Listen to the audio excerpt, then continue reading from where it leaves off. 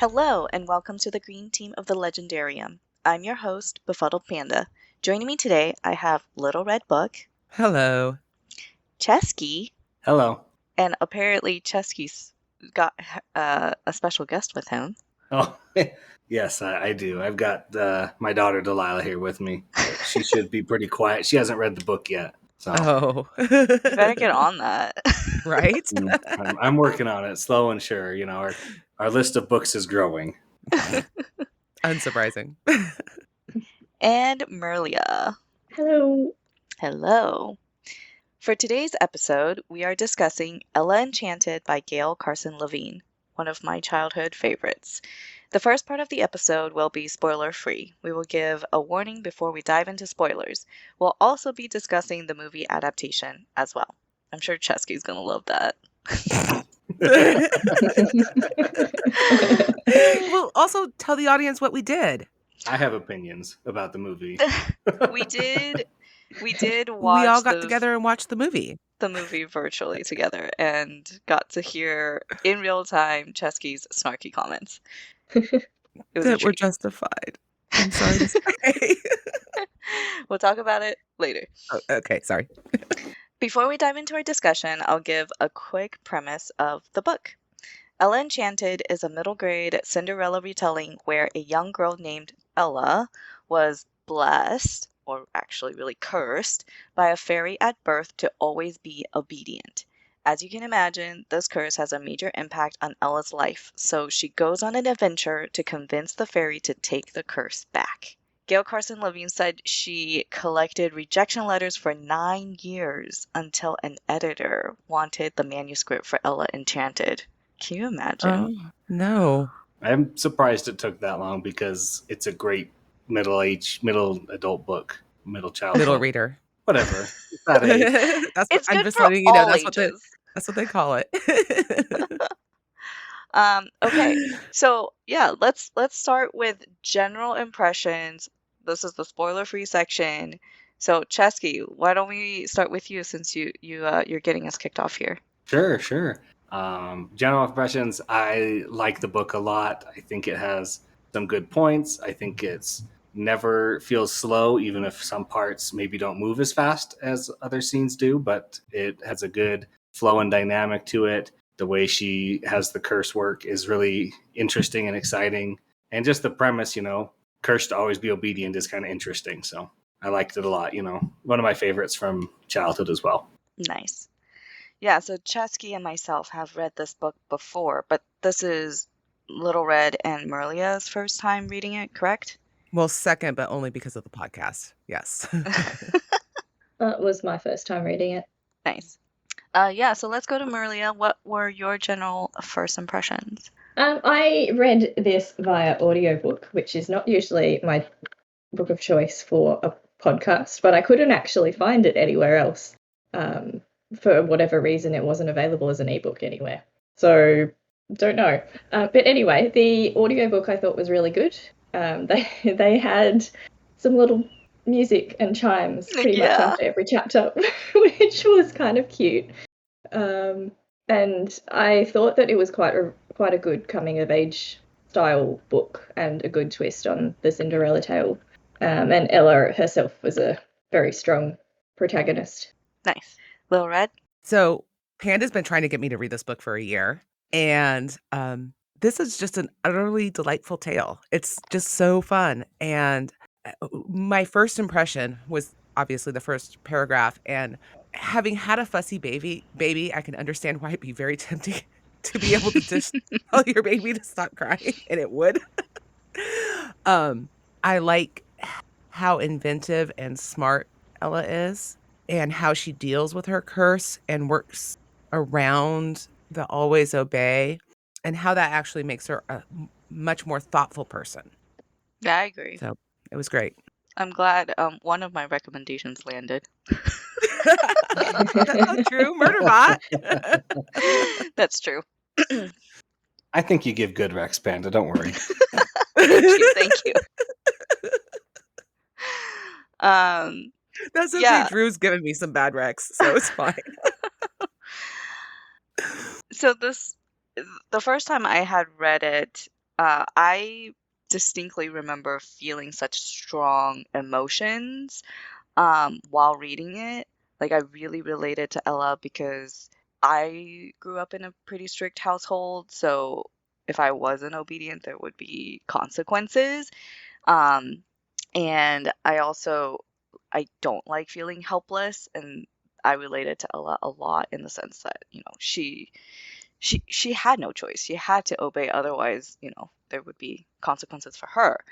Um, so yeah, there was one particular character I remember that I really, really wanted to punch in the face.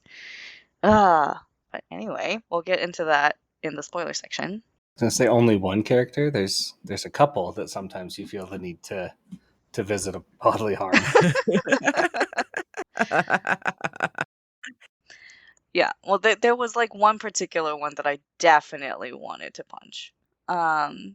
So quickly before we dive into the spoiler discussion, would you read another book by this author, and who would you recommend this book to? Little Red? Yes, and I would recommend it to people who like Pride and Prejudice, to be honest. It had some very Pride and Prejudice elements. There was a lot of letter writing that was interesting, and of course, I think this is actually just a great, you know me, fairy tales, blah blah blah. If you Mhm. listen to this podcast, We both make this podcast. I'm talking to the listeners, not you. Oh, I see. Chesky? I think I would recommend this to pretty much any young adult or child. I think it's good for them. And then as an adult, it's just a fun read. It's simple, it's quick, it is engaging. It has kind of those questions like, how many people do you tell to do things all the time? And if they couldn't obey, if they had to obey, how do you feel in that? So I think it works for anybody, but especially younger children. Are you going to be thinking that when you tell your daughter what to do? No. Expecting her to obey? I already tell her what to do all the time. So yes. No, I should think about it more and like what I'm actually saying, but it's a good parenting book then. I think I'm gonna write to the author and be like, so we read this for our own little book club and we decided it was a good parenting book. We should have her on. We'll interview her about parenting. For the listeners who don't know, Chesky, how old is your daughter? She is 10 months yesterday, actually. Oh, happy birthday. So quite young. Oh wait, that's not happy birthday. 10 months. No, it's not. No, Happy it's her 10th month. anniversary. Yeah, happy 10 months on Earth. They've been an interesting 10. So. Oh my yeah, goodness. they are. I promise I haven't been drinking, okay?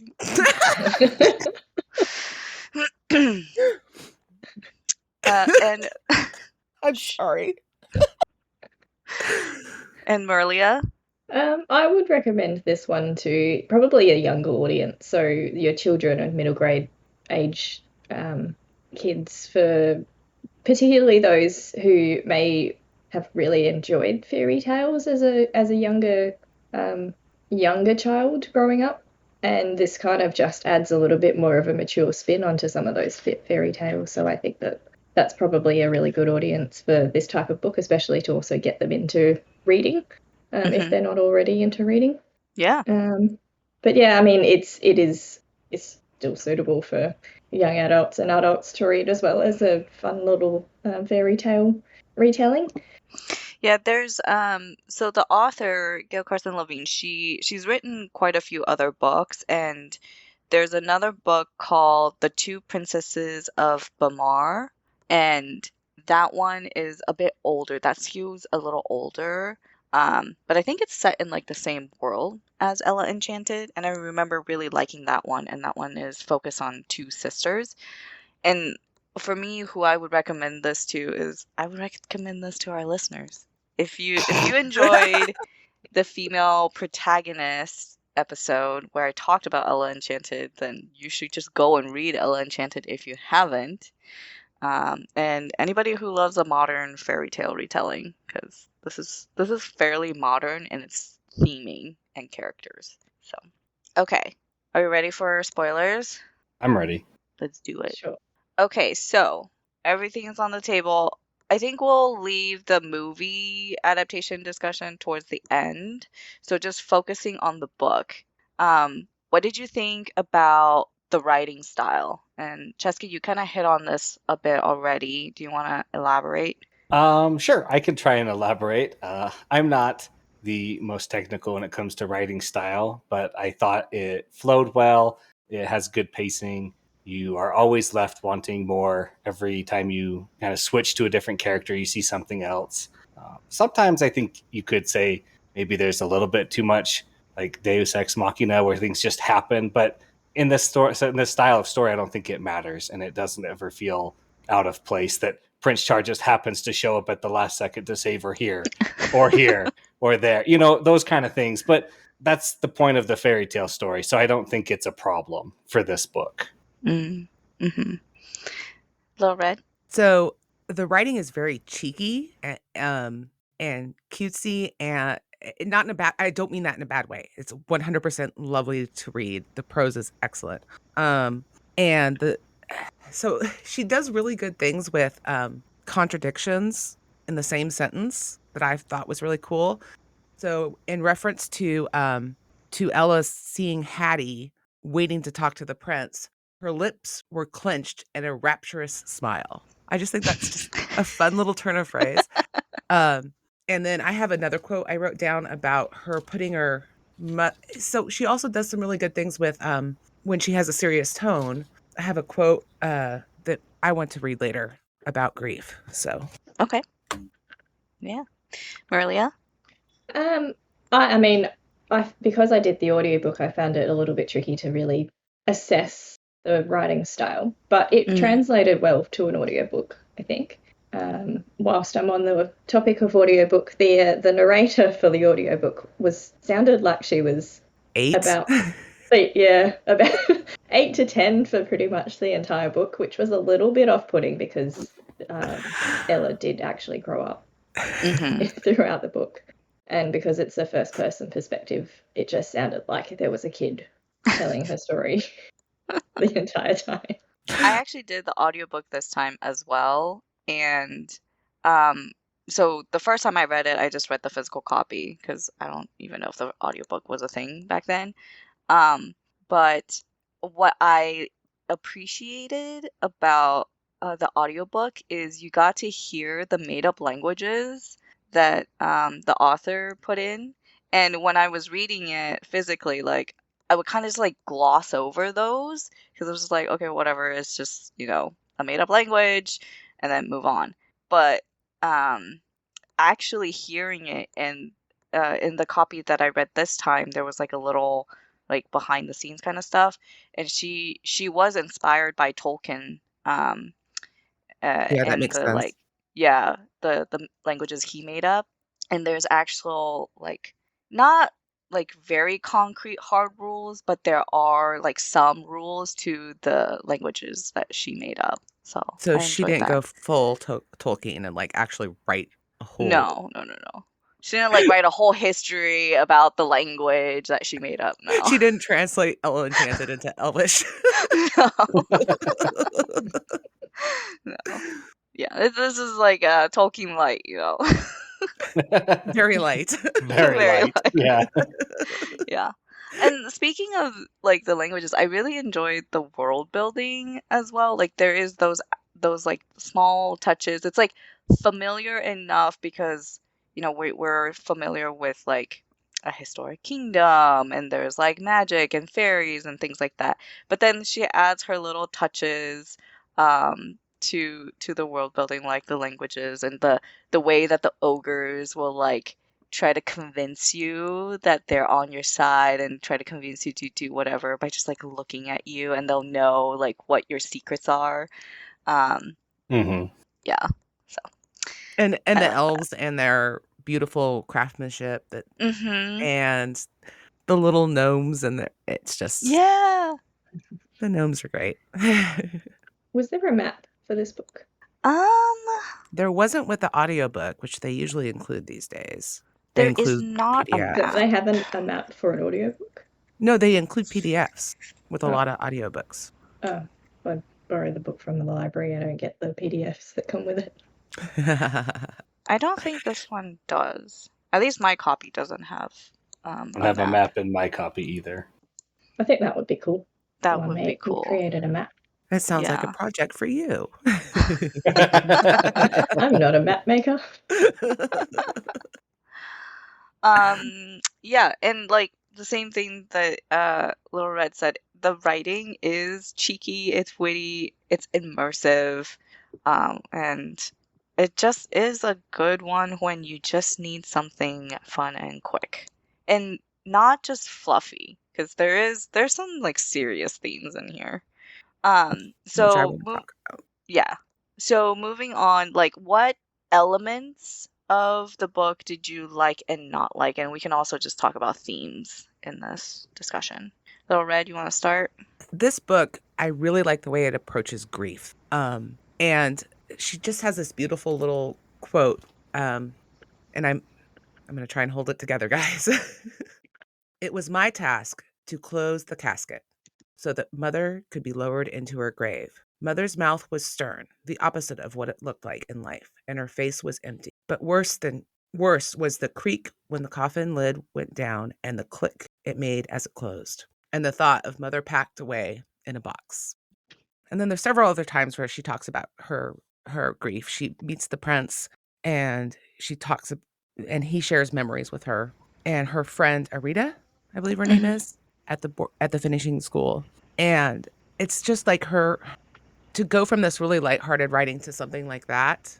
And I don't know if you've ever been in the room when someone died, but it is really like their face just empties out. It's not asleep, and you can tell. And I just really liked it. Was just so powerful for me personally, but also I think it's really powerful. Like I'm imagining a little girl who lost somebody close, reading that and connecting with that and saying, this is like, okay, it's okay that I felt this way.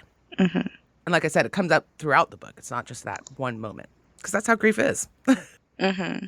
And I think that at least in this retelling, it's very much like her mother has a very real and lasting impact on Ella throughout the story, and she's not just like a footnote or like, oh, and this happened, and because her mother died, here are the consequences. But it's like she thinks about her mother, she thinks about what her mother said, what she looked like, and the fact that, she got to wear her mother's gowns and have her mother's jewels, and just it was very much like incorporating, like acknowledging, yes, I had a mother, she's still like there are elements of her still with me. It's like she's a as I grow up. spirit, I guess, kind of Yeah. hovering around around Ella. And also I find it interesting that in fact the mother and the father are characters in this story, unlike Cinderella. Right. Other elements, themes that you guys liked or disliked, Maria?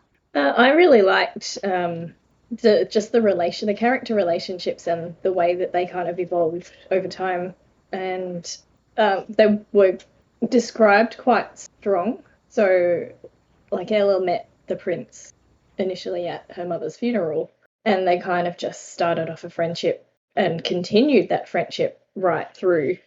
So it was a relationship that's built on an initial friendship, like a childhood friendship almost.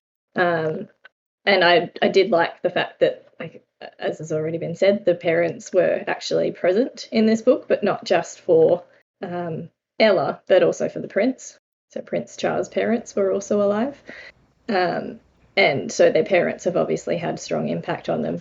What annoyed me a little bit about Ella's mother, though, is the fact that she knew when she got sick, and she didn't drink the soup properly.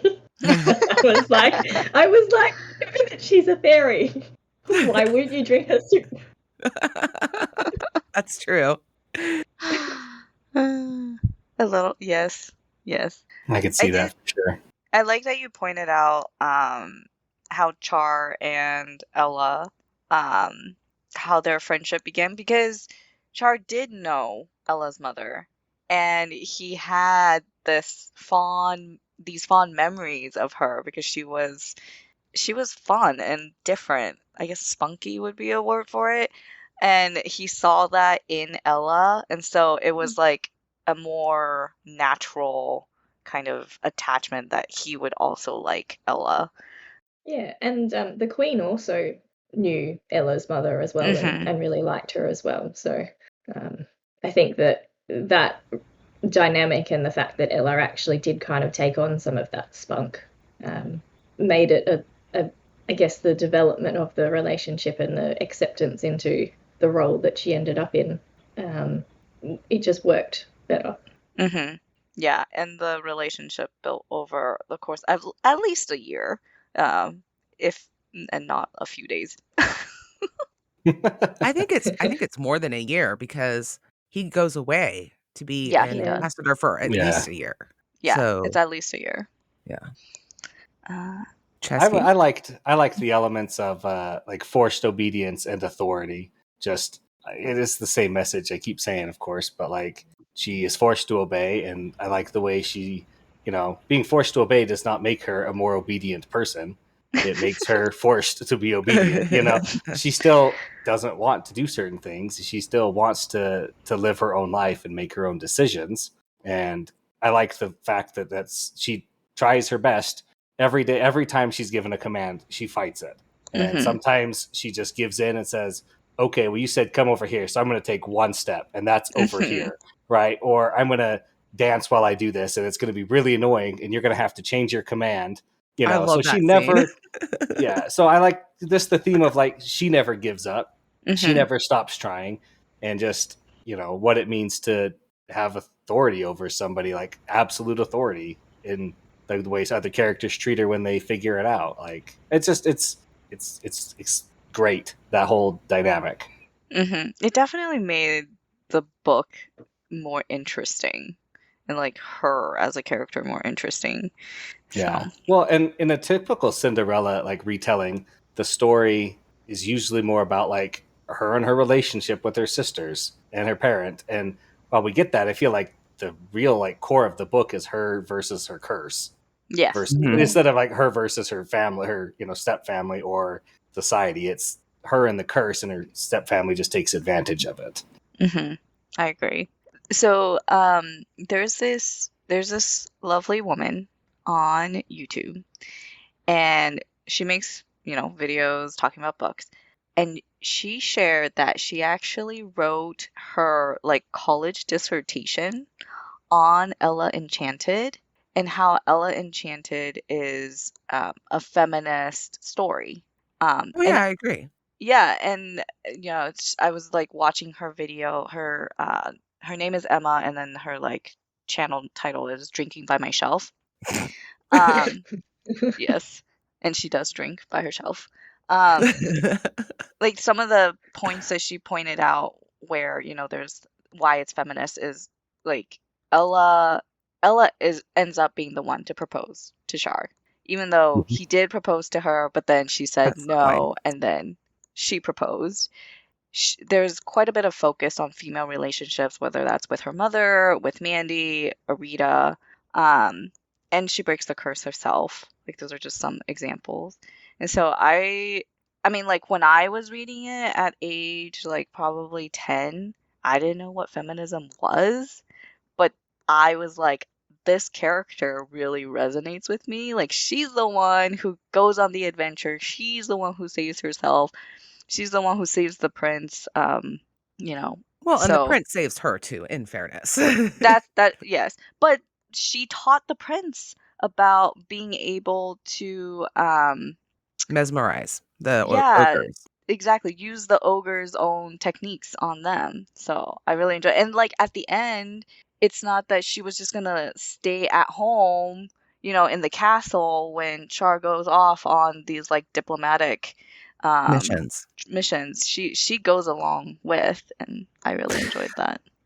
I'm gonna that's not why I think it's feminist. Okay. the reason why I think it's feminist, or in part, the part that made me think of it as feminist, is you think about the relationship between Olga, is that her name, and The her mom. daughters. Yes, the stepmother. And so she's sending them off to finishing school so they can get finished, learn to dance and embroider and all that stuff, which is fine. And I kind of didn't like how the book bagged on embroidery. My grandmother was an embroiderer and a very strong woman. Mm-hmm. And she just loved it because it's beautiful art.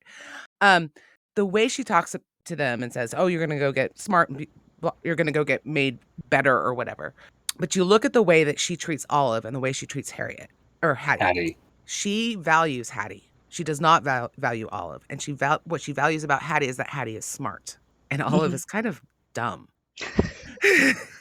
I mean, I feel bad saying that about the character, but she's kind of dumb, and it's all about how women use their smarts to get what they need in the world. And that's why I think it's feminist. I see. So Chesky did ask a question in our chat. Does it pass the Bechdel test? I think it does. I It have does. never looked at it Yeah, it does. scientifically, I'm sure but it does. I think it does. And I'm 'Cause- just going to stay out of the rest of that because that's Oh, all for you. no, well, because Arita and Ella have all sorts of conversations about her home and learning languages and lots of women helping women, by the way, too. Yeah, there are lots of female characters in this book, and the author is also female. So cool. Any elements that we didn't like that we haven't touched on? The fairy godmothers, or the fairies, and their magic. Okay, We tell us haven't more. spoken about. The concept of big magic versus little magic or small magic, I thought was an interesting way to kind of put it. So doing big magic has unintended consequences, whereas the small magic is designed to kind of help your everyday task, and is, I guess, the thought that Mandy, as a household fairy, can do big magic, but she just refuses to because she knows that there are these unintended consequences that would have a larger impact on something or the world, and she doesn't feel like it's morally correct to do that. Whereas Lucinda, on the other hand, goes around bestowing gifts on people, which are all big magic, and she just kind of throws it around like it's nothing, but it has all of these unintended consequences on people, despite the fact that she thinks she's doing the right thing. So, like, going to someone's wedding and saying that you are going to eternally be happy together, or you're just always going to be in love, and like you cannot be apart from each Yeah, other. you'll never be apart from each other. Yeah. Well, he does say that. So that was for the giants, but for Olga and the father, It's that they'll always be in love. and he's just always very much in love with her, very, very far away from her, because he actually hates her. Well, I'm so devoted to my Olga over here. I guess the only thing I would agree with Millie on this one is just like, why didn't any of the other fairies ever bother Lucinda about it before, like very near the end of the book when I don't remember her fairies. Mandy is like, I'm tired of this. I'm going to call Lucinda right now. It's like, why didn't you call her when she was 5 or when she was 7 or when she was like 4, 7, 8 or when any of these other gifts that you gave people was existing? Like, these are all, you could have stopped this at any time if the fairies had cared a little more about Lucinda and their image. I mean, part of it is like getting the courage to face Lucinda, and like for Mandy, it's like, okay, this is the last straw because of what Ella has had to go through, and she got the courage. I mean, she seemed like she had the courage all the time. It was big magic, and she didn't want to do it. But then she turns someone into a squirrel. Yeah, she turns Lucinda into a squirrel. But she doesn't. No, Lucinda turns somebody into a squirrel. Lucinda turned someone into a squirrel, so Mandy said to Lucinda, see what it's like to be a squirrel. Yes. And so I guess Lucinda turned herself into a squirrel then? Yes. Yeah. Oh, geez, now it's gone. I had a brilliant thought, guys, but it's gone. It was so smart. It was about the big magic, small magic. Well, no, I was going to say that was something that I thought it was an interesting concept in the book. No, what I was going to say is that part of the whole obedience thing, one of the things that she does is she figures out if she says yes to marrying the prince, that's something she really wants. She will end up being a weapon to the prince, against the Mhm. prince and against Mhm. her homeland. And the reason why she is coy with him and eventually says no is because she's trying to protect him from herself. And I thought Mhm. this is a positive theme. It's not something I disliked. And when she makes that decision, that's when Mandy starts calling her lady because she's become Mm. a hero. And I really like that. And also Mhm. just for funsies, I like that there was a masquerade. I always like masquerade balls. Yeah. Yeah, it's funny. Chesky.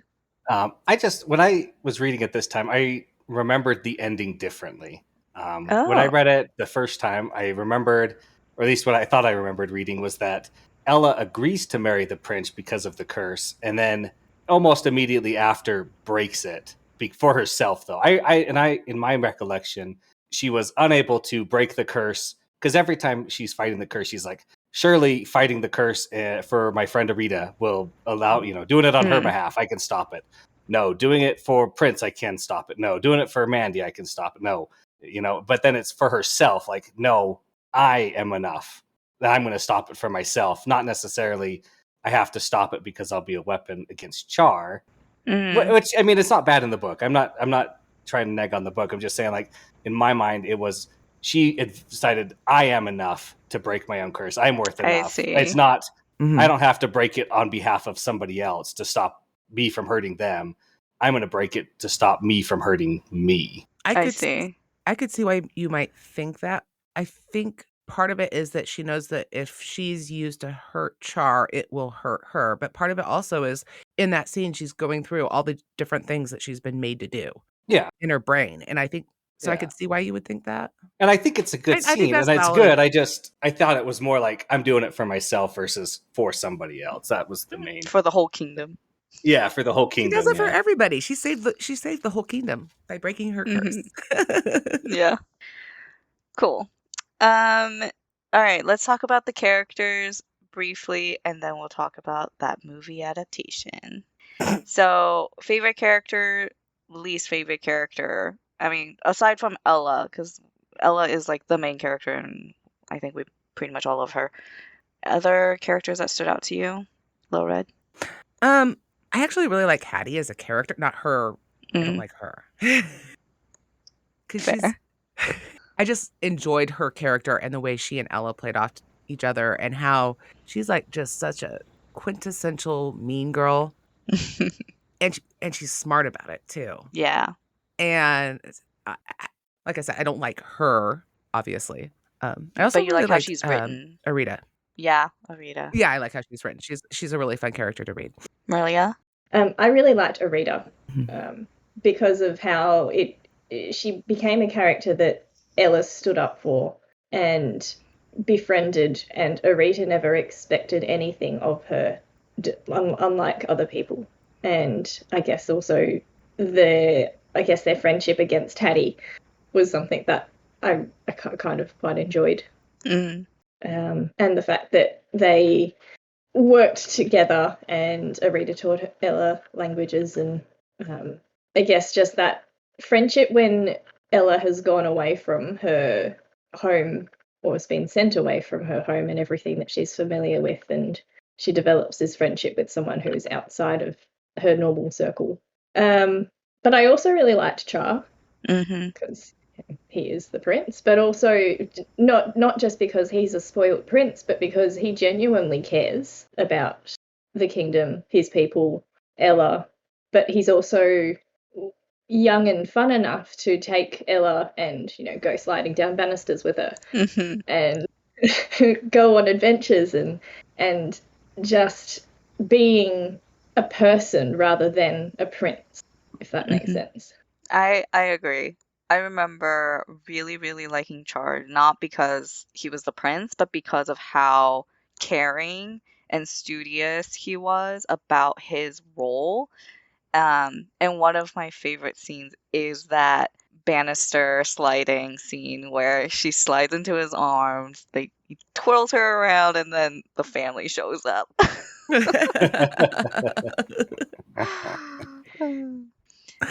How about you, Chesky? Any characters that stood out to you? Oh, I don't know. I really like the way all the other races are portrayed, particularly the one elf that she meets. I don't remember his name, but Is he it gives her the, Slennon? yeah, I think it might be Slannon. Just that he talks with her and he's like, "Look, this is how we are. Like, we're just like your dad thinks he's a great trader with us, but like if he really cared about what we did, like he'd be an even better trader. Like, we're not out to get him." So I liked Slannon and the other like the giants that we meet. I don't really know if there's anybody else I really. I mean, obviously I like who you guys said, I'm sure, but I don't think there's anybody else who really stands out. The interesting thing about the dad is it's not that he can't appreciate beauty. He and craftsmanship. He can. It's just that that's not what's important to him Mm. or something like that. It's kind of like, yeah, He something like appreciates that. it for the value he can get out of it, not Yeah, for Right. itself. Yeah. but he can He recognize it. appreciates it, but he's a trader, he's a merchant. He is undercutting the value of the goods so that he could sell it for a higher price. So it's Right. not that it's not that he doesn't value the products, it's just that he is a little bit evil in undercutting the seller's Right. value, I guess, The artists. Yeah. the artist's value He's a by salesman. pretending. Yeah. He also knows what Olga's up to. He even says to her, Mm-hmm. to Ella, that he knows that she's a conniving. Mm-hmm. But he also says, "I'm not a good man." Right. Yeah. I mean, he's And very self-aware. Yeah, he is. they both married for money, but one character came off much better in that exchange than the other. Yes. That's okay. He doesn't Okay. have any time at home anymore. The moment we've all been waiting for. Chesky, I'm going to give you a full minute and you can just rant and say whatever you want about the movie adaptation. Go. Oh, a full minute. Is that enough time, really? Well, let's see. First things, I dislike the movie intensely. Dislike. It's fine for small children, but I think they changed way too much to make it even relatable to Ella Enchanted. The only thing that's the same are the names and the curse. Everything else is just garbage. I dislike that Ella has no control over her curse in the movie. It's I say it, you immediately perk up and do it. There's no fighting, there's no struggle, there's no inner turmoil or like trying to do it or changing the way you do it. So you're like, oh, give me your necklace. Okay, like I thought about it. I'll give it to you. No, it's just rip it off, give it to you instead of like take it off, which is still giving it to her. I just didn't like that. I didn't like the Prince Char fangirl club. The fact that it tries to take this weird social issue on like prisoners and that they've like enslaved all the giants and the elves, and it's like that's not part of the book at all. You didn't need to change this to make a good movie. Maybe it makes it better for small children, but for everybody else who has to suffer through it, it just is bad. Like, why make all the elves have to be singing and dancing? Can't they just still be like pottery and like crafters? Like, that's still a good story. I mean, I feel like the story beats of Ella Enchanted are very good. She has a curse. She meets people. She goes to a finishing school. She escapes. She tries to break her curse. She does break her curse. Like, you don't need all of these other things that the movie adds. The king, his uncle, plotting to kill his nephew using Ella. Like, he's one of the ones who actually uses her curse like effectively or tries to, right? But like that whole thing doesn't need to be there. We don't need to have, oh, your parents died in this tragic accident and you have to get revenge on them. But wait, those are actually good people that you're trying to get revenge on. And they changed everything about the book that makes it a good book and turned it into like the worst version of itself it could possibly be. Is that a minute or do you want more? Because I'm sure I can find it. That's definitely a minute and change. The guards' voices are like robots. Hello, get him. I am a robot. Like, why couldn't you just have a regular guy say, like, get him? Or, heaven forbid, anything. The boyfriend in a book? What? Why can't you just have a book? Like, again, all these changes for the worse. For the worse. Not one change is for the better. So we're watching it. We're all watching it virtually. And we're kind of chatting a little bit, both on Discord and out loud. And I kept saying, relax. You're putting way too much into this. Relax, Chesky. And then he's like, just wait. Just wait. And we hit this certain point in the movie, and I'm like, oh my God, everything Chesky said is right. Like, what was with like trying to make some deeper point about racism, I think is what they were trying to do. And then I don't know. The friend not knowing that Ella, she's around her enough to know that Ella obeys, right? Like, Well, her is super smart, but never picks up on the fact that any Right? command, like, right? Nope. Yep, No. Chesky's right. Don't you just love that scene where she freezes in midair? Oh my God, No. that was so terrible. Awful. I'm not gonna try. I'm trying not to rant, but like the curse does not give her superpowers. It does not change reality. It just makes her obey. Like it doesn't give her a bottomless stomach in the book. When she's forced to eat, she starts getting sick. Why would it cause her to freeze in midair? Like, and then have everybody be like, "Hey, wait a minute! She froze when I said freeze." And like I say go, and then she starts moving again. Like clearly, like that was a good like boy. Maybe I should say that again. No, I guess not. Maria, did you get to watch the film? I did watch the film. Do you have thoughts to share? I thought everything that Chesky has said is correct, but also they structured the movie like a theatre production. It was complete with a curtain call and everything. And I was like, am I watching a movie or am I watching a stage play that has just happens to be on film? And it just, I mean, yes, it's a children's movie, and I'm guessing they had a pretty small budget because the ogres are just people in makeup. I hate that.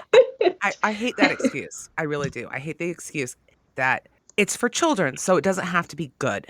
The book is for children. It is good.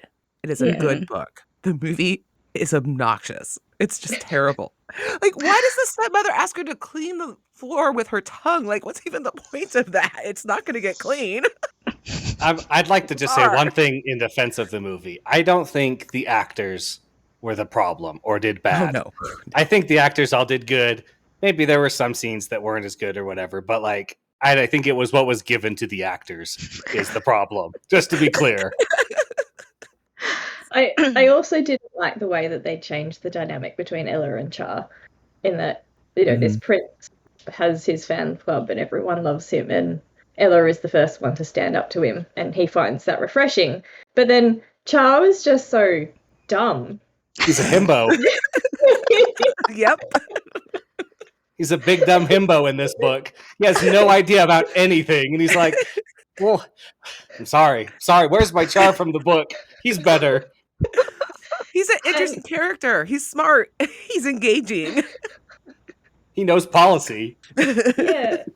And he kind of just lusts after Ella because she's stood up to him and no one else does. Like that I feel like is the dynamic between Ella and Char in the movie versus Ella and Char in the book, where they actually have decent conversations and intelligent conversations.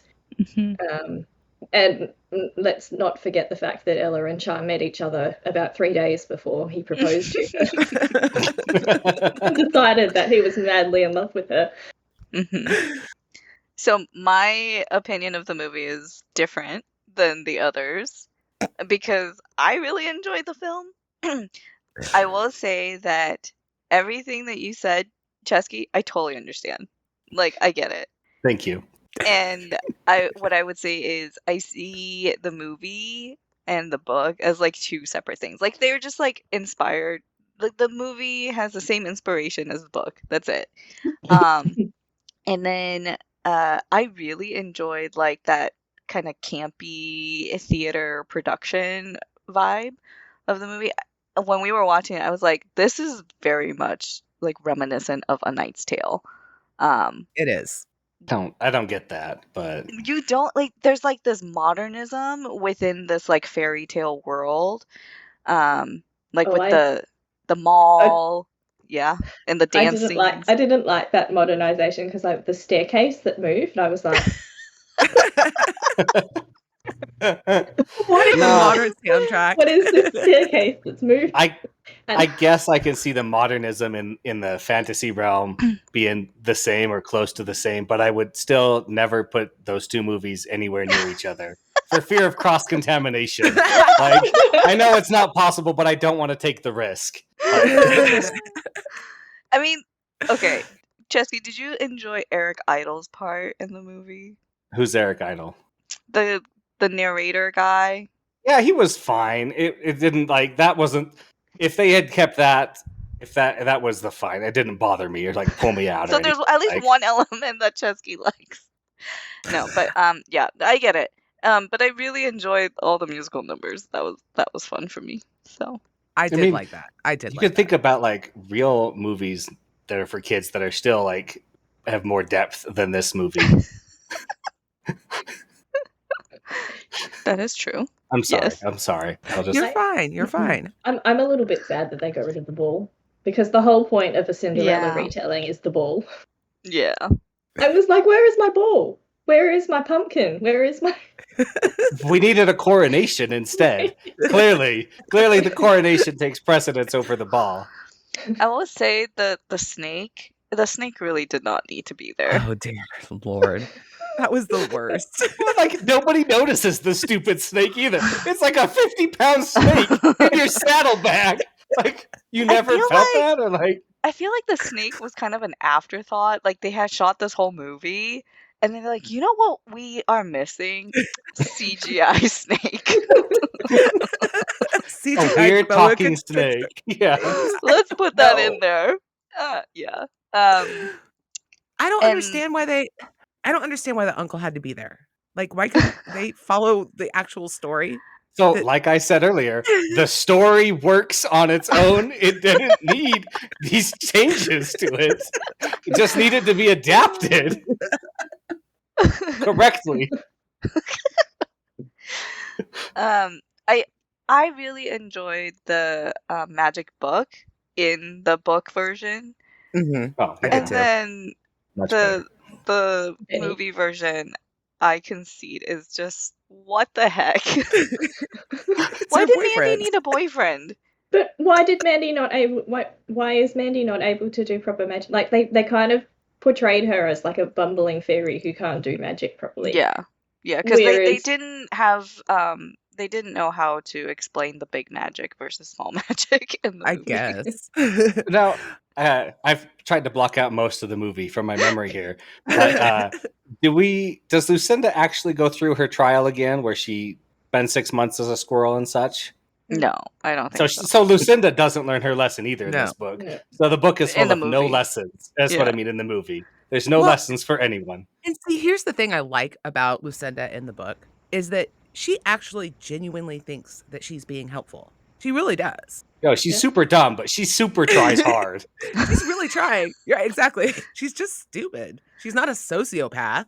In the movie, she's a sociopath. Oh, you're asking not to be released from these chains? Let me just release you from these chains. Oh, you don't want to go to the ball? Go to the ball and get it on with the prince. Like, do you not know that those are on. commands? Like, clearly, if somebody says, "Don't do this to me," you should do it to them. That's what I got from the movie. I do like the distinction in the book when Ella does meet up with Lucinda, explains this whole thing to her, and Lucinda's just like, you just gotta be happy about being obedient. And then Ella goes around being happy, obeying everything, and then Mandy's the one who figures out, like, wait, was this a command or was this like another gift? It's a command? Okay, stop being happy. Feel whatever you Well, want. I like how Mandy phrases it. She says, "Feel however you want to Right. feel about it." She doesn't say like, "Feel bad about being obedient," or right. like. So again, it's that personal choice or like Yeah. personal control. It does, yeah. I think it does, like, early on help readers understand the impact of the words that you choose to say. So, One of the things that I thought that was interesting is that Lucinda, after her time spent being obedient, she's like, I wasn't even allowed to think the thoughts, my own thoughts. I was a slave in my own head because her parents would send her off to bed and make her contemplate whatever parable. Like, as you go to sleep, you must contemplate this parable. She's like, I couldn't even control my own thoughts. Mm. And how, yeah, anyway. And she Ugh, learns that a would be lesson. terrible. She's still an idiot, but She learns a does learn lesson. her lesson though. She learns and she grows. Exactly. And she's like, no, I don't do big magic. And like, I'm sorry, I wish I could take this, but she's basically like, I've sworn off of it forever. Like even to undo the curse, I can't, and she sticks to it. So much better character in the book. I agree. All right. Any other last thoughts before we close? Everybody should go read it. It's Yeah. super fun. It's simple. It's deep, simple but deep. Mm-hmm. And if you've watched the movie already, go read the book. Oh yeah, please. Please go read the book. Don't let the movie turn you off. All right. That concludes our episode. Hope you enjoyed our discussion and Chesky's rant. If you would like to chat with us, join us on Discord. You can find the link at thelegendarium.com. Find us on Twitter at Green Team Pod. Thanks to my fellow panelists, Little Red Book, Merlia, and Chesky. I'm Befuddled Panda. Until next time. Bye-bye. Bye. Bye.